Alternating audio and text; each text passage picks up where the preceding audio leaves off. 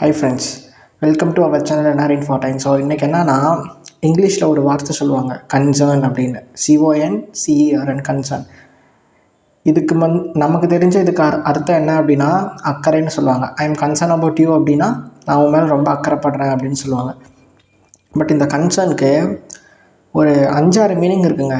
So அந்த மீனிங்கை கரெக்டாக புரிஞ்சுக்கோங்க. அப்போ தான் அந்த கன்சர்ன்ற வார்த்தை எந்த இடத்துக்கிட்ட அந்த சென்டென்ஸை பொறுத்து அதனுடைய அர்த்தத்தை நீங்கள் கரெக்டாக புரிஞ்சுக்கிறதுக்கு ரொம்ப ஹெல்ப்ஃபுல்லாக இருக்கும். ஸோ ஒவ்வொன்றா சொல்கிறேன், பார்த்துக்கோங்க.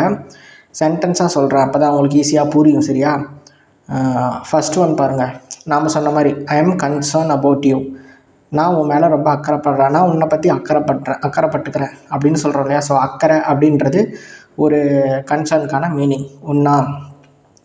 செகண்ட் மீனிங் பாருங்கள். தி story concerns the old lady.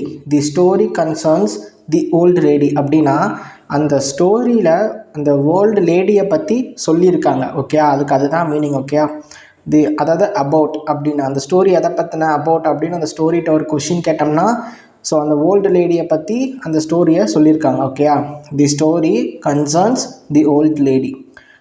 ரெண்டாயிடுச்சா மீனிங்கு? இன்னொரு மீனிங் பண்ணுங்கள். The people concerns about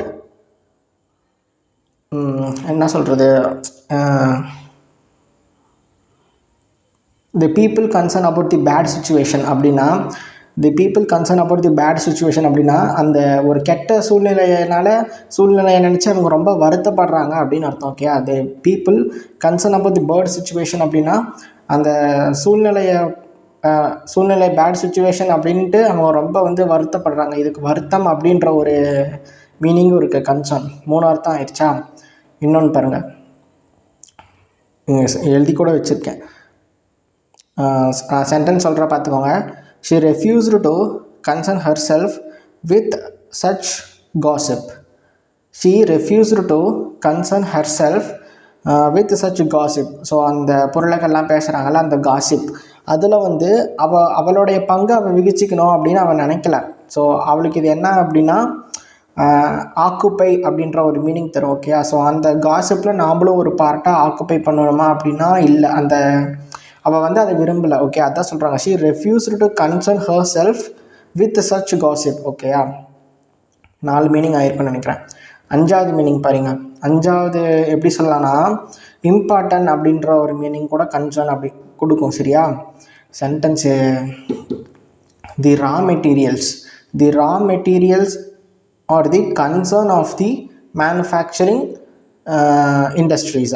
the raw materials are the concern of the manufacturing industries. அதாவது மேனுஃபேக்சரிங் இண்டஸ்ட்ரீஸ்க்கு எது இம்பார்ட்டண்டான ஒரு விஷயம்? Raw material.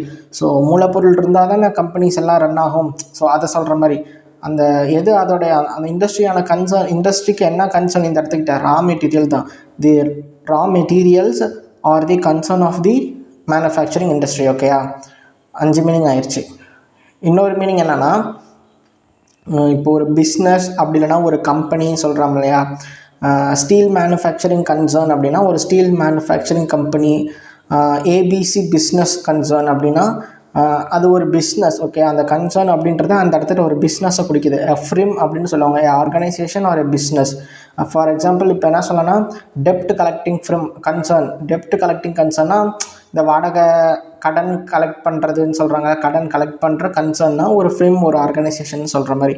ஸோ இது மொத்தம் 6 மீனிங். ஸோ இதை கரெக்டாக அந்த சென்டென்ஸை பொறுத்து கன்சர்னோட மீனிங் மாறிட்டே இருக்கும். எந்த இடத்துல கன்சர்னோ அந்த இடத்துல அக்கறைன்னு புரிஞ்சுக்கிட்டு மித்த இடத்துட்டு அந்த சென்டென்ஸை பொறுத்து அந்த மீனிங் மாறுற மாதிரி கரெக்டாக புரிஞ்சுக்கோங்க. சரியா? ஸோ இந்த ஒரு கிளாரிஃபிகேஷன் கொடுக்கணுன்னு தான் இந்த வீடியோ. பாய்.